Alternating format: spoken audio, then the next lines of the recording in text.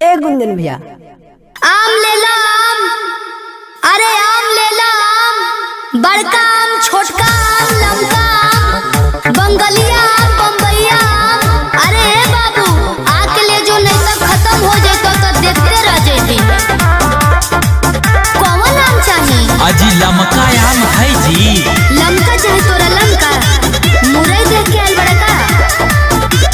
मालबा ओरिजिनल तू देख लो ना टोके, कौनो ना कौमी बात कहीं होके।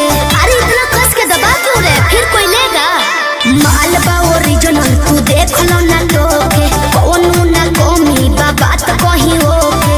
दबा के दागी कर दियो, लेबे खातिर भीड़ बड़ी लागे तमाम।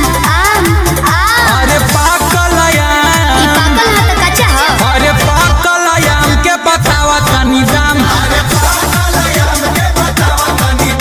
मलदहवा आम के बतावा तनी दाम। आम को छेद क्यों रहे हैं? अरे चेक कर रहे हैं मैडम कि आम में रस है कि नहीं है।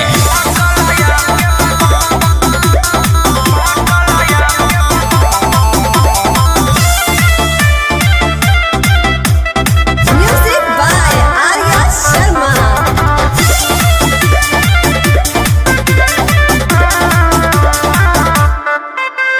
बड़े बड़े बाटे ई होते माला दहावा। बोला ना एकर बगीचा बकहवा। अच्छा बगीचा जेबा भुला जेबा, एक बेरी खइबो लेबो बेरी बेरी। किलो में देबू की देबू पसेरी। दूर दूर लेबा मोर दुकानी के नाम।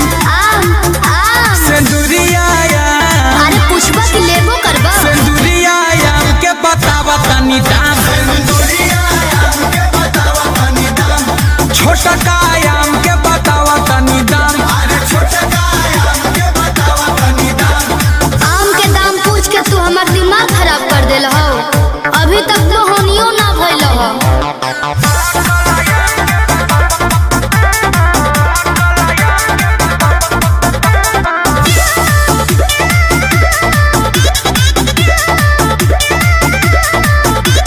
लेबो तो लो ना तो जाई बेचाई।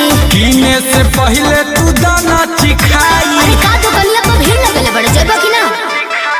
अरे आम केस कोस कमर मोर बारे, गुंजन के बोला का देबू धारे। जल्दी लेके हटो ना तो हो जाई जान। आम आम गोलका आम, तोरा खाली गोलका दिखाई देता। अरे गोलका आम के बतावा तनी दाम। लंग